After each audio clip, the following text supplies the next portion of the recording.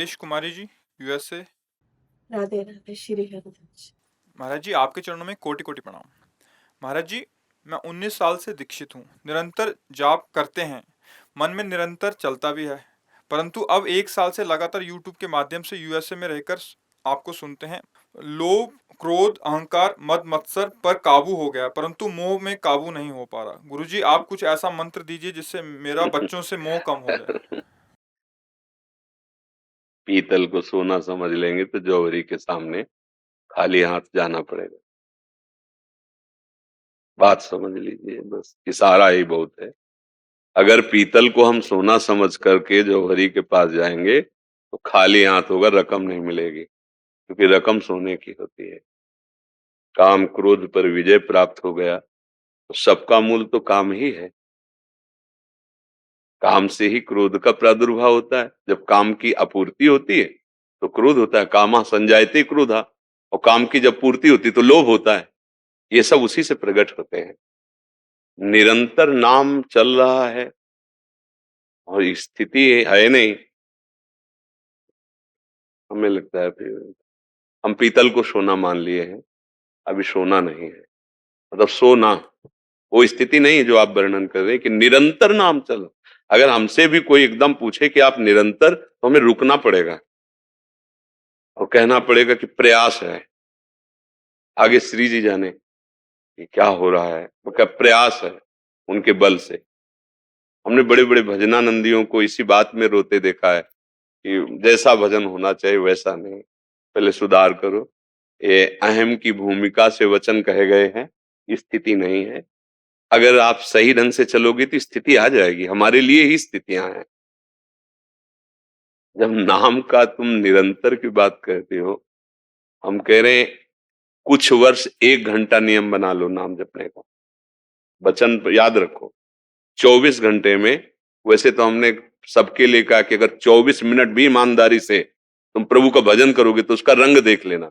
हम 1 घंटे के लिए कहते हैं। अगर कुछ वर्ष आप 1 घंटे भजन करें तो आप देखेंगे आपके अंदर कैसा ज्ञान प्रकाशित हो रहा है। ज्ञान ही, विवेक ही मोह का नाश करता है। अब अगर देखो, अल्ट्रासाउंड नहीं होता, हम तो कह रहे हैं बहुत स्वस्थ हैं, लेकिन वो अल्ट्रासाउंड करके बता रहे हैं कि तुम्हारी पथरी, तुम्हारे ये रोग है, तुम्हारे, तब हम मान लेते हैं ना। तो ऐसे ही संत जनों की दृष्टि अल्ट्रासाउंड है, एक्सरा है। और तुम्हारे मन का, आज तक कोई ऐसी मशीन नहीं बनी जो मन का एक्सरा करे, वहां से पकड़ा जाता है। देखो, जितने भी दोष हैं वो अविवेक में है, और जितने भी दोषों पर विजय पाने वाली बात वो विवेक में है। होए विवेक तो मोह भ्रम भागा। विवेक हुआ, मोह भ्रम, तब सब विषय विलास विरागा। प्रारंभ यहां से होता है। सबसे पहले मोह का नाश होता है। आप काम विजयी हैं, क्रोध विजयी हैं, लोभ विजयी हैं, आप केवल मोह से परास्त हैं। अब कैसे हम, मतलब सवाल ही नहीं बैठ रहा। मतलब एक सिद्धांत होता है ना, एक सूत्र होता है ना, सवाल सही नहीं बैठ रहा। आपका निरंतर जप हो रहा है, सवाल ठीक नहीं है, मतलब दशा जो बताई जा रही वो है नहीं। इसलिए प्रार्थना है, ईमानदारी से भजन में लगो और अपने को अधम समझो। देखो, अगर ऊंचे उठना है तो हनुमान जी जैसे महापुरुष विभीषण को परिचय दे रहे क्या, असमय अधम सखा सुन मुंह पर रखिए। जीवन का लक्ष्य भजन है। जब, क्योंकि देखो हम लोग उसी मार्ग से चले हैं। निरंतर भजन और मोह और वृत्तियां, मतलब किससे भजन कर रहे हो, किससे भजन कर रहे हो? अगर मन मोही है, मन विषयी है, तो भजन किससे हो रहा है निरंतर? आपने कहा मन से। जिसका मन से भजन होता है तो सा वही मन कृष्ण पदार विंदयो।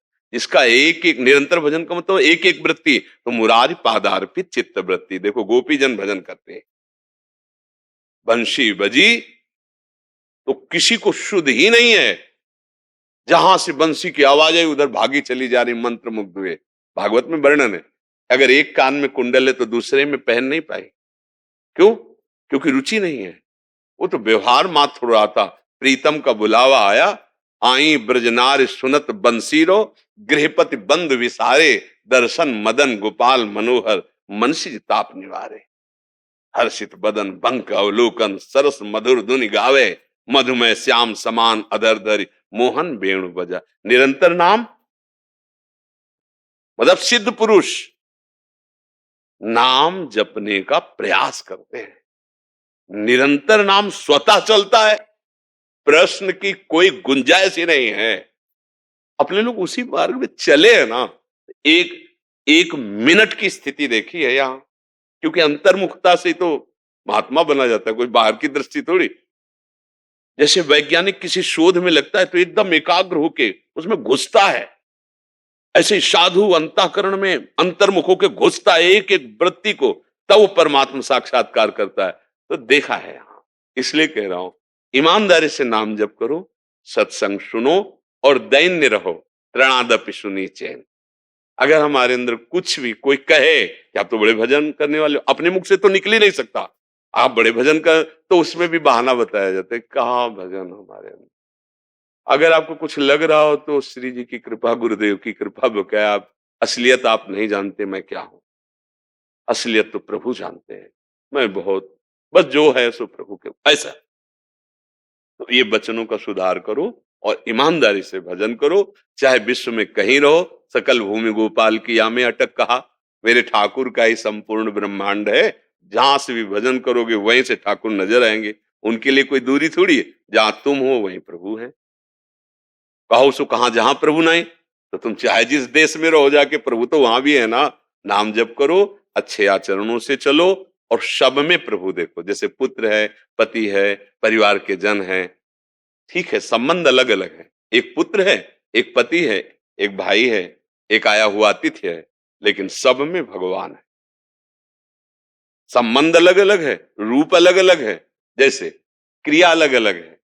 कूलर, एसी, पंखा, हीटर, मोटर, अलग अलग उनका प्रभाव दिखाई दे रहा है, लेकिन पावर सब में बिजली है ले? ऐसे ही हम मोह का नाश करें कि भाई है, पुत्र है, पति है, परिवार के सदस्य हैं या रिश्ते नातेदार हैं, ये सब रूप अलग अलग हैं यंत्र के, उनका कार्य अलग अलग है, लेकिन सब में पावर भगवान का है। अब मोह नष्ट हो जाएगा। सब में अपने प्रभु को देखना मोह का नाश है। ये विवेक से होता है, और जहां विवेक प्रकट हो गया तो भगवत प्राप्ति दुर्लभ नहीं है। तो सत्संग सुनिए, नाम जप कीजिए और अपने में दैन्यता लाइए। अपने आप अपने सद्गुणों का प्रकाश नहीं किया जाता। अगर करते हैं तो वो सद्गुण नहीं होते। तभी अगर भजन चकाचक हो रहा है ना, और फिर उससे कहोगे तो आप तो बड़े भजन, तो रो पड़ेगा, आप कैसी बात करते हो। भजन के लिए तो हम तरस रहे हैं कि भजन हो जाए। नहीं बोले, आपकी आंखों में आंसू आता है, आपका चेहरा, वो थोड़ा शरीर में पीड़ा रहती है इसलिए आंसू निकल जाते हैं। भजन के आंसू वो छुपा जाएगा। और अपने चाहे रो रहे हो घर की चिंता में, तो हम प्रस्तुत यही करेंगे कि राधा रानी के प्रेम में रो रहे हैं। हेले, अपने को क्या है, असलियत जब प्राप्त हो जाएगी तो बदल जाएगी, भाषा बदल जाएगी, दृष्टि बदल जाएगी, चेष्टा बदल जाएगी। इसलिए सावधान रहे। हम वास्तविक ये स्थिति प्राप्त करने के अधिकारी हैं, क्योंकि मनुष्य शरीर मिला है, हम भगवान के अंश है। हम पद्धति से भजन करें तो ये स्थितियां दुर्लभ नहीं है, जरूर इसी जन्म में प्राप्त हो सकते हैं। श्री रसिक बिहारी दास जी वृंदावन से। राधे राधे महाराज जी, आपके चरणों में कोटि कोटि नमन। महाराज जी, नाम करते समय हमको उत्कंठा कैसे आए, आप कृपया मार्गदर्शन करें। जब हमारे हृदय में गुरुजनों की वचनों के अनुसार, शास्त्र के अनुसार आचरण पवित्र होने लगते, अपवित्र आचरण वाले को नाम जपने में उत्कंठा प्राप्त होने, जो समुत्कंठा नाम गाने सदा रुचि, जो उत्कंठा उत्साह के साथ नाम गाने में रुचि होती है, जब अनर्थों का नाश हो जाता है और अनर्थ कराने वाली प्रवृत्ति का नाश हो जाता है, और नाम में ऐसी महिमा, ऐसी आसक्ति हो जाती है जैसे एक लोभी कंजूस पुरुष की स्वर्ण धन आदमी है, ऐसे नाम का महत्व उसके हृदय में जागृत हो जाता है। पर पहले आचरणों की पवित्रता अनिवार्य। अगर हमारे द्वारा शास्त्र सम्मत, संत सम्मत, साधु सम्मत आचरण नहीं होंगे, नाम भगवान में रुचि नहीं, क्योंकि अधर्माचरण ही तो पाप कहा जाता है ना। पापवंत कर सहज स्वभाव, भजन मूर्ति भाव निकाओ। नाम हम चलाने की कोशिश करेंगे पर ऐसा लगेगा जैसे कोई रोक रहा है। नाम में रुचि नहीं होगी, नाम में प्रियता नहीं होगी। तो सबसे पहली बात, चाहे गृहस्थ हो चाहे विरक्त हो, शास्त्र सम्मत आचरण अर्थात गुरु उपदिष्ट उपासना और उसके विरुद्ध आचरण न होना। जैसे शरणागति में कहा जाता है श्री कृष्ण अनुकूलेन प्रतिकूलस्य वर्जनम, प्रतिकूल आचरणों का त्याग कर दे और अनुकूल आचरण करे, भगवद अनुकूल, गुरु के अनुकूल, शास्त्र के अनुकूल। तो जो हमारी पूर्व अनर्थ प्रवृत्तियां हैं जिनके कारण पाप हुए हैं, तो अनर्थ प्रवृत्ति का और उसके द्वारा किए हुए पापों का, दोनों का नाश पहले नाम करता है। तब तक रुचि नहीं होती, तब तक साधक को आज्ञा पालन करने की भावना से कि अब हमारा जीवन का लक्ष्य तो भजन ही है, जबरदस्ती भजन करना, जबरदस्ती भजन कराना है, जिह्वा से मन से जैसे बने, उस समय स्वाद नहीं आएगा। और जहां अनर्थ की निवृत्ति हुई, पाप भस्म हुए, फिर तो जीना मुश्किल हो। तद स्मरणे फिर तो रहा नहीं। एक एक नाम कंजूस के धन की तरह संभाल संभाल के भजन करना कठिन, करके बचाना कठिन और बचा के पचाना कठिन। और भजन पच गया तो प्रेम जागृत हो गया। ये प्रेम मूल यह नाम है। प्रेमी रसिक जपत यह नाम, प्रेम मगन निज बन विश्राम। जब प्रेम प्रकट हो जाता है, इसी नाम से प्रेम मूल यह नाम, इसी नाम से प्रेम प्रकट होता है नामी के प्रति, इसी नाम से रूप प्रकट होता है। रूप सके घूमत रहे, तन को तनिक न भान, नारायण दृग जल बह यह प्रेम पहचान। रूप समाया है, नाम पुलकित होकर बहता है। पर ये दीर्घ काल, तो बहुत लंबे समय तक श्रद्धा बने न बने, सुख मिले न मिले, अनुकूलता आवे या प्रतिकूलता आवे, अब हमें अपने कार्य में दृढ़ रहना है, बस नाम। तो अनर्थ पाप प्रवृत्तियों का नाश करके जीव ही हृदय को पवित्र कर पाया। और आचरण चूंकि अब नए पाप हो नहीं रहे, पूर्व का नाश हुआ, अब तो छिन छिन रुदन करन छिन गावत आनंद। इतना आनंद की रोना आ रहा, इतनी कृपा। तभी तो दैन्य हो जाता है, तभी लुटता है। जिस डाल में फल लग जाते हैं ना, वो झुक जाते हैं। जिसके हृदय में नाम का प्रभाव प्रकट, वो झुक जाते हैं। उससे कभी अपराध हो ही नहीं सकते, क्योंकि डरता रहता है कहीं ये रुक न जाए, कहीं ये छीन न जाए। भजन की अपच है अहंकार, भजन का पाचन है अहंकार। वो सिद्ध सदोई भाषा में बोले जाते हैं, महाप्रसाद सिद्ध हो गया। सिद्ध का मतलब जैसे चावल सिद्ध हो जाए, पक जाए, उसे जहां भी पकड़ो दब जाता है ना, ऐसे कोई अपमान करे, कोई निंदा करे, तो भी शांत गंभीर प्रसन्नता, सब में भगवत भाव, अब वो सिद्ध हो गया। अब भजन का जो स्वाद है वो हमारे यहाँ भोरी सखी महान संत के उन्होंने यही कहा, श्वास नाम दो बिलक चलत है, इनको भेद नमो को भावे, नाम है श्वास श्वास है नाम। नाम श्वास को भेद मिटावे, रोम रोम रग रग बोले, तब कछु स्वाद नाम को पावे। जैसे हरिवंश महाप्रभु कहते, राधा नाम सुधारसम, राधा नाम अमृत रस है। महाप्रभु चैतन्य देव कृष्ण कृष्ण कृष्ण कृष्ण कृष्ण, कितना स्वाद नाम का, अश्रु चल रहे, रोमांच हो रहा है। जिधर देख के कृष्ण बोला, वो वातावरण कृष्ण बोलने लगा, चाहे वो जड़ हो चाहे चैतन्य हो। जिसकी दृष्टि पड़ी महाप्रभु पे या महाप्रभु की दृष्टि जिस पे पड़ी, वो कृष्ण नाम का प्रेमी हो गया। पावत ही तिनको दरस उपजय भजनानंद। क्या अब ये आचार्य महापुरुष स्वयं, वो तो भगवान है, उनको क्या, पर वो हमारे लिए प्रकट हुए ना, तो हमें आचरण करके दिखाते हैं। पवित्र आचरण, पूर्व पापों का नाश, नाम में प्रियता और भगवत रूप का साक्षात्कार, ऐसे क्रम सीधे प्राप्त होगा। अगर हम नाम जपने में सावधानी करें कि किसी की निंदा न करें, किसी से अभिमान न करें, सबको मान लें, स्वयं अमानी रहें और इंतजार करें नाम जप करते हुए, नाम की आसक्ति का आगे होगी। ऊबे नाम जप करते हुए ऊबना नहीं है। हम तो कई बार उदाहरण दिया कि किसान भी जब अपनी फसल बोता है तो तुरंत उसको थोड़ी काटने को मिल जाता है, 4-5 महीने उसको श्रम करना पड़ता है और उसकी फसल को तो हो सकता है नष्ट हो जाए, अधिक वर्षा, ओले गिरे नष्ट, लेकिन ये फसल नष्ट होने वाली, ये अविनाशी फसल है। जो नाम जप है, साधना ना, भगवत आराधना, ये अविनाशी फसल है। फिर नाम का रोम रोम रग रग में प्रभाव। देखो महाराष्ट्र के वक्तों में कैसी कैसी नाम की महिमा प्रकाशित हुई कि वो कंडा थाप रहे हैं जनाबाई, तो उनके कंडे से विट्ठल विट्ठल निकाला, मतलब हाथ का स्पर्श है ना, तो कंडा कान में लगा आप सुनो तो विट्ठल विट्ठल निकाला। तुकाराम जी महाराज जहाँ चरण रखते हैं और वहां कान रख दो तो भूमि बोलती है विट्ठल विट्ठल विट्ठल। और एक महापुरुष का शरीर दब गया, उनके हड्डियों से पहचाना गया उनको, चोखा हाँ चोखा मिला। हाँ चोखा मिला। उनकी हड्डियां कान में लगाई गई तो उसने विट्ठल विट्ठल विट्ठल। कितना नाम का प्रभाव हड्डी में, त्वचा में, वातावरण में, ये नाम का प्रभाव जिधर से निकले उधर नाम में वातावरण कर दे, वो महापुरुष नाम का प्रेमी महाभागवत। अगर ऐसे संतों का दर्शन संभाषण हो जाए तो नाम में प्रीति हो जाए। भजन न होई संग बिन, और भजन बिना नहीं प्रेम, छिनहु भजन न छाड़िए, धरिए या ध्रुनेम। एक क्षण भी भजन न छूटे तो भजनानंदी महापुरुषों का संग करता रहे और पाप से डरे। तो हमारी पूरी बुद्धि रहनी चाहिए, कहीं कोई भजन हमारा रुक न जाए किसी विषय आकर्षण से, किसी व्यक्ति के संबंध में हमारे भजन को न छीण कर दे।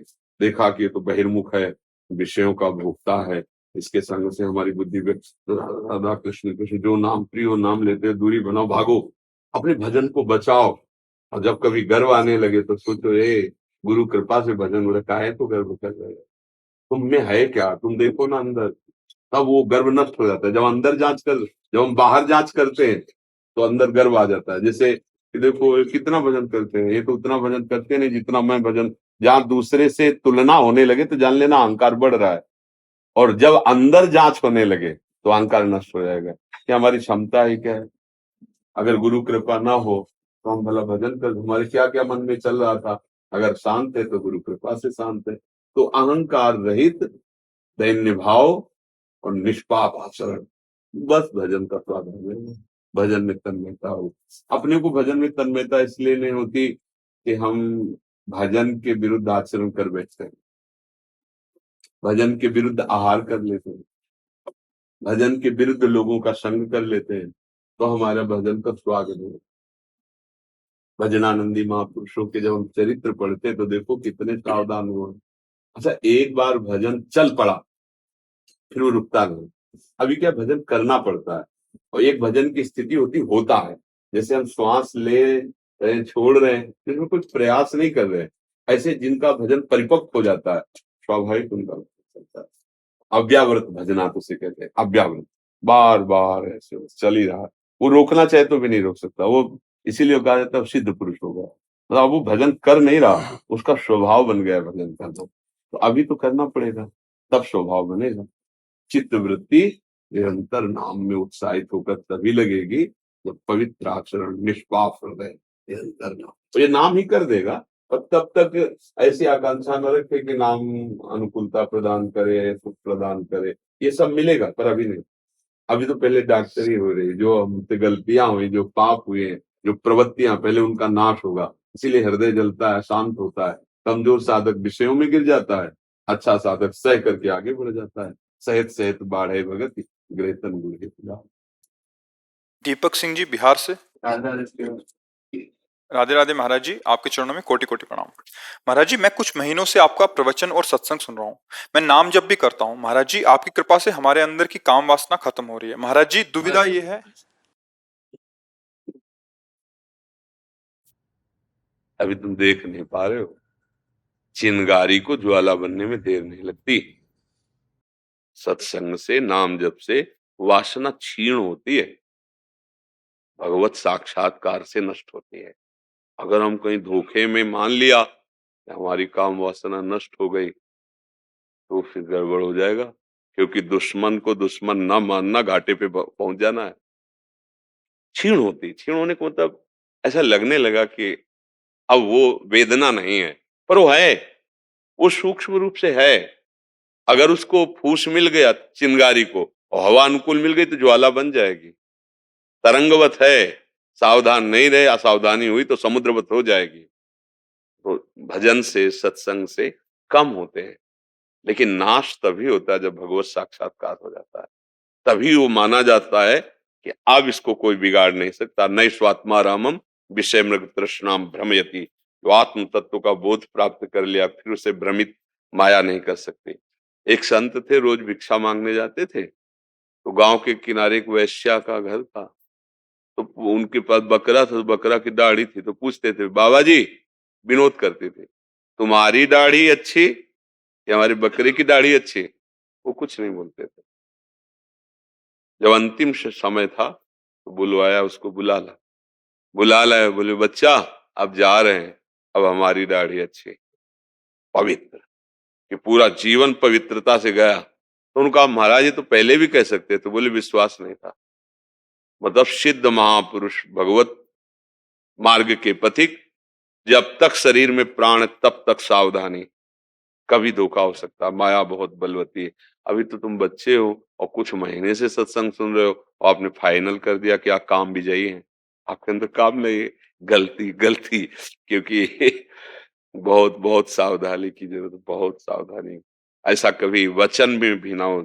नारद जी को यही वचन गिरा दिया था अगर भगवान न बचाते। नहीं, शंकर जी से यही तो जाके कहा, जब हम काम विजयी हैं और भगवान से मत कह देला जाके। तो उनको लगा शंकर जी ने तो काम को जला दिया है, जीते तो नहीं गुस्सा में, और हमको तो गुस्सा भी नहीं आई, तो इसीलिए हमारा यश ना हो, शायद ऐसा कह रहे हो। जब आम हो जाता है तो बुद्धिमान। अरे भगवान शंकर ज्ञान समुद्र हैं, और वो हरि के पास गए, बोले प्रभु हमने तो काम, अरे बोले आप काम विजय करो तो क्या है, आपका कोई स्मरण कर ले तो काम विजय हो जाएगा। भगवान ने, अच्छा भगवान सही कह रहे, सत्य बोलते हैं। भक्त का स्मरण कर ले तो विकारों पर विजय प्राप्त हो, जैसे बच्चा बोल रहा है। भगवान को तो देखा नहीं, संतों की बात सुनी, संतों तो ऐसा आभास हो रहा है उसको कि पहले जो हम जल रहे थे, जो हमें वेदनाएं हो रही थी, वो अब शांत है। वो उतना अनुभव करके बोल रहा है, लेकिन वो है, चिंगारी है। भगवान से थोड़ी देर में विदा हुए और एक नगर, राजकुमारी, स्वयंवर हो रहा है। अभी कह के आए थे भगवान से, और फिर भगवान की याद की कि आप अपना रूप दे दो क्योंकि ब्याह हो जाए। तो मतलब अगर हमारे अंदर कहीं ऐसा अहम जागृत हो गया कि मैं काम पर विजय, नहीं नहीं नहीं, गलत हो जाएगा। हाँ, गुरुजनों की कृपा से, भगवान की कृपा से, भजन के बल से ये शांत होता है और एक दिन मिट भी जाता है, पर तभी मिटता है जब भगवान का साक्षात्कार होता है। जब तक भगवत साक्षात्कार ना हो, वो तो दिव्य महापुरुष लीला करके हमें दिखा रहे हैं, तब तक मतलब डरना चाहिए। शास्त्र विरुद्ध आचरण नहीं, कुसंग नहीं, वो शांत रहेगा। और अगर कहीं मिल गया, वो 20 वर्ष की 50 वर्ष की ब्रह्मचर्य साधना मिनट में फिसला देगी। माया बहुत प्रचंड है। अब आगे बोलिए। महाराज जी, दुविधा ये है कि माता पिता चाहते हैं कि मैं वैवाहिक जीवन व्यतीत करूं। हाँ, करो करो, विवाह करो, गृहस्थ में रहो, संयम से रहो, दोनों मित्र बन करके, संतानोत्पत्ति रूपी पूजा गृहस्थी की, माता पिता की सेवा हो, समय से ब्रह्मचर्य रहो। गृहस्थी का जो ब्रह्मचर्य है वो एक समय है, ऐसे पशुवत आचरण न धारण करे। अच्छा बच्चा, अब कलयुग है, कई सब नौजवान ही संत हैं, पर बहुत कठिन है बच्चा, संत मार्ग बहुत कठिन है। शासन में गुरुजनों के दृष्टि में रहने पर हम बच सकते हैं। अब देखो, बड़ा लंबा जीवन होता है, हम लोग उसे देखे हैं, हमारा मन अभी शांत है। कभी ऐसा भी होता है कि पागल बना देता है, कुछ नहीं सुनाई देता है। उस समय सहन कर पाना केवल लक्ष्य में ताकत है। ये मुझे भगवत प्राप्ति करनी है, अब चाहे मर जाऊं, मैं गलत आचरण नहीं करूंगा। अब इतना लंबा जीवन, पूरे जीवन ब्रेक खुलनी नहीं चाहिए, ब्रेक ही लगी नहीं, इधर असत मार्ग, तो बहुत कठिन जीवन है। भगवान की कृपा से ही निपटता है, नहीं तो बहुत कठिन है। हम सलाह नहीं देंगे कि तुम वैराग्य ले लो, तुम विरक्त होकर रहो, नहीं। तो ऐसे हमारे पास गृहस्थ भी जन हैं जो पति पत्नी है, नई अवस्था के हैं और ब्रह्मचर्य से, कि हम रहेंगे पति पत्नी पर ब्रह्मचर्य से दोनों रहे। ऐसे 10 जोड़े तो है ही है। मतलब 10 दंपति तो है ही है, तो हमें बहुत अच्छा लगता है कि हमें जिससे भय है उसी को पास रखते हुए तुम ब्रह्मचर्य हो, हमसे तुम श्रेष्ठ हो, है नहीं? हमसे तुम श्रेष्ठ हो। तो हमें लगता है बच्चा कि अगर ऐसा कोई सात्विक साथी मिल जाए जो भजन करने वाला हो, मतलब धर्म से युक्त हो, और ब्याह कर ले, माता पिता की सेवा करे और खूब भजन करे, तो वहां गिरने के चांस नहीं है। इसमें गिरने के चांस है। अगर बाबा जी बन के वो भ्रष्ट आचरण इधर उधर के, तो भैया मतलब बहुत है बुरी दशा समझो। तो हम कहते काहे को ऐसे करो भाई, दो मार्ग हैं। अगर हमारा मन तो फिर गृहस्थी का सेवन करे, धर्म से रहे, ब्रह्मचर्य से रहे, नियम से रहे। गृहस्थी अगर नियम से रहते हुए फिर गृहस्थ धर्म के अनुसार भोग आदि करता है, वो मतलब संयमी ही माना जाता है। अब पराई स्त्री हो इधर उधर, तो वो तो कोई भी हो, चाहे वो बाबा जी हो चाहे गृहस्थ हो, दुर्गति कानून के विरुद्ध आचरण करेगा तो दुर्गति तो होगी उसकी। बच्चा वैराग्य की मत सोचना। देखो, हम लोग जैसे समय व्यतीत किए ना, अब वो समय नहीं है। ये तो कहो धाम है, इतनी व्यवस्था है, बड़े कष्टपूर्ण जीवन व्यतीत हुए हैं, गालियां लोगों को मिली। अब देखो ऐसा कलिकाल बढ़ रहा है कि सैकड़ों लोगों के बीच में संत वेशधारी को कूट कूट के मार डाला। नहीं, आप लोगों ने समाचार में सुना हो। अरे भैया, अगर कोई अपराधी है तो उसको आप पकड़ लो ना। हम कहते हैं ठीक है, आपको शंका है कि ये अपराधी है, फिर उसकी जांच कीजिए। हमारा न्यायालय विभाग है। ये कौन सी पशुता है? साधु है तो मार डाला। तो समाज देखो बदल रहा है ना। हमें लगता है कि अब जो आ गए हैं भगवत मार्ग में, भगवान रक्षा करें, गृहस्थी में रह के भजन करना चाहिए। आज भ्रमण का समय नहीं कि आप गंगा यमुना किनारे घूमो मांगो खाओ, आज समय नहीं है। समय नहीं रहेगा कि साधु का मंडल लेके भ्रमण करें। आप देखो भ्रमण बंद, सब संत महात्मा अपने अपने इष्ट के धामों में, पुरियों में अपना अपना कुटिया बना के भजन कर रहे। समय बदल गया। नहीं, पहले ऐसा ही था, आज इस वृक्ष के नीचे, कल उस वृक्ष, आज इस गांव में कल उस गांव में, ऐसे भ्रमण करते। आज समय नहीं है, तो बहुत कठिन है भगवत मार्ग। इसलिए बच्चा ऐसा तो सोचना ही मत। हाँ, ये सोचो भगवान की प्राप्ति करनी, संयम से रहना है, माता पिता की सेवा करनी, भजन करना, पक्की बात। देखो वो तो हमको भी करना पड़ रहा है। हम आपसे बात कर रहे हैं ना, हम आपकी सेवा कर रहे हैं ना, समाज को लेके चल रहे हैं ना। तुम वहां चलो, तुम्हारे पास 4-5 लोग होंगे या 4-5 हजार रोज मिलते हैं, तो सेवा तो सेवा ही है ना। हर कष्ट सहते हुए अपने धर्म में चलना, और धर्म का फल है समाज की सेवा में लगना। इसीलिए कहते हैं ठीक से चलो, गृहस्थ में रहो, बहुत बढ़िया मार्ग है। किले में सुरक्षित, प्रहार से बच जाओगे। बाबा जी को मतलब ललकार कर पछाड़ करो, वो कोई सूरवीर योद्धा ही होता है।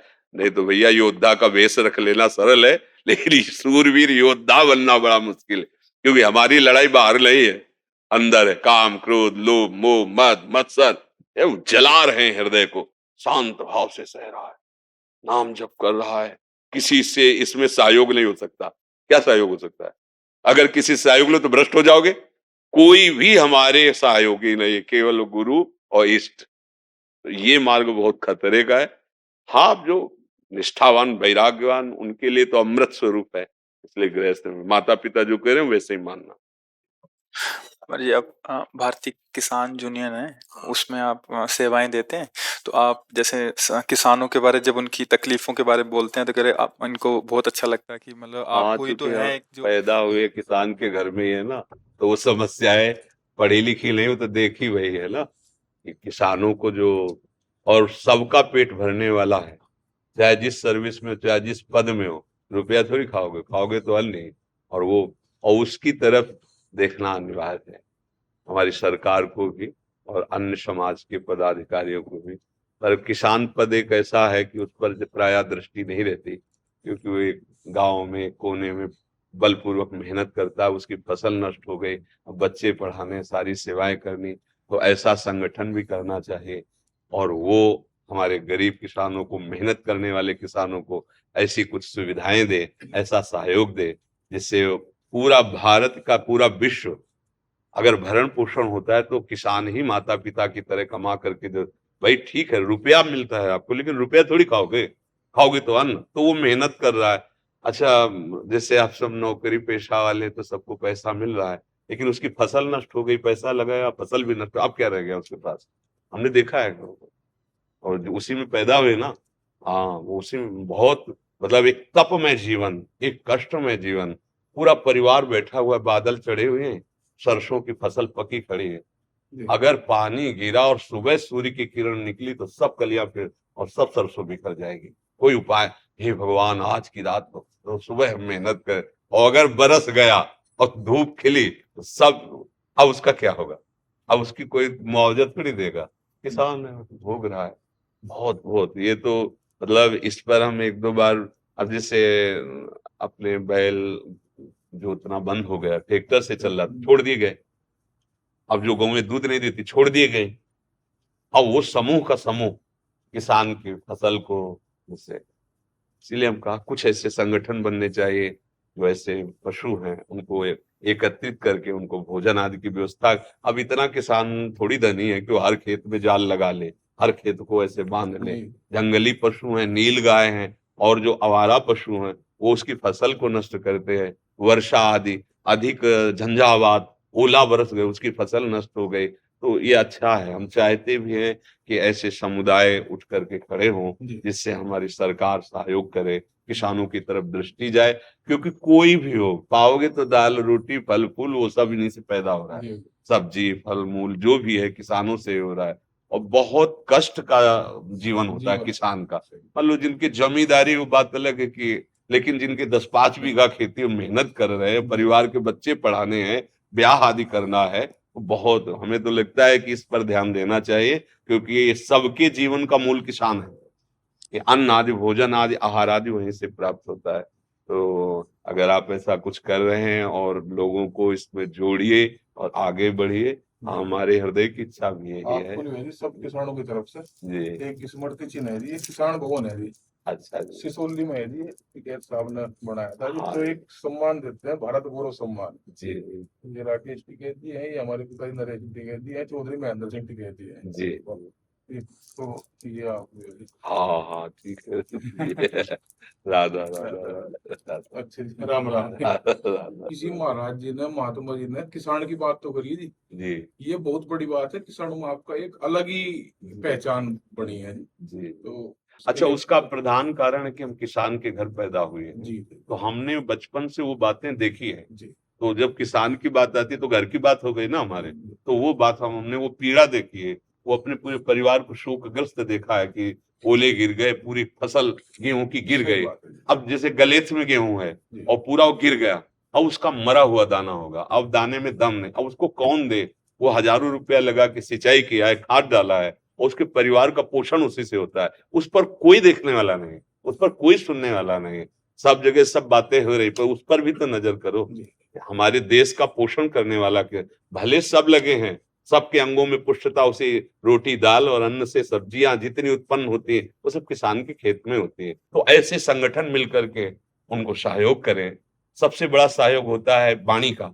पहला कि अगर हमारे साथ 10 लोग खड़े हैं तो हम हर विपत्ति से निपट सकते हैं। दूसरा सहयोग होता है आर्थिक, धन का। तो हमें लगता है वाणी और धन दोनों का सहयोग अगर किसानों को मिले तो ये किसान हमारे देश को समृद्ध बना सकते हैं। तो अब मूल देखना चाहिए कि मूल कौन है। हमारे शरीर का मूल आहार है, आहार का मूल कौन है? किसान है। तो किसानों का जो मतलब अपमान करते हैं या किसानों की अवहेलना करते हैं, अनादर करते हैं, तो उनको समझना चाहिए मानो माँ का अनादर करते हैं। जैसे माँ दूध पिला करके और हमें पवा कर मजबूत करती है, ऐसे किसान भाई हैं, सुंदर चावल प्रकट करते हैं, गेहूं प्रकट, अन्न प्रकट करते हैं, और बाजार में मान लो पहुंचा तो भले तुम अर्थ देते हो, अर्थ से उनका परिवार पोषण होगा, लेकिन तुम्हारा उधर पोषण अन्न से हो रहा है। तो सम्मान देना चाहिए, सुविधा देना चाहिए और उनकी रक्षा भी करनी चाहिए। और बौद्धिक स्तर से भी आप लोग भी बौद्धिक स्तर इतना फैलाइए कि किसान इतना सोच का निगेटिव ना हो जाए कि वो अपनी हानि सोच ले। ऐसा नहीं, उसको लगना चाहिए कि अगर हम आपके पास जाएंगे ना तो आप आर्थिक सहयोग भी करेंगे, वचन का भी सहयोग करेंगे। तो ऐसा होना चाहिए। जो गरीब गांवों के किसान जन हैं, गांव-गांव जाकर के उनकी बौद्धिक विस्तार की बात, उनकी बुद्धि विकास की बात, फसल और अच्छी कैसे उपजे, सरकारी सहयोग कैसे उसको मिले, उसकी फसल अच्छे दामों में कैसे बिके, क्या उपाय करना, इन सब बातों पर ध्यान देकर एक समाज संगठित की जाए, या जो समाज संगठित है उसका सहयोग किया जाए। ऋषि और कृषि परंपरा था, ये देश आगे बढ़ेगा जी। जी जी दोनों चीज, ऋषि भी और कृषि जो जी राम राम। धन्यवाद धन्यवाद धन्यवाद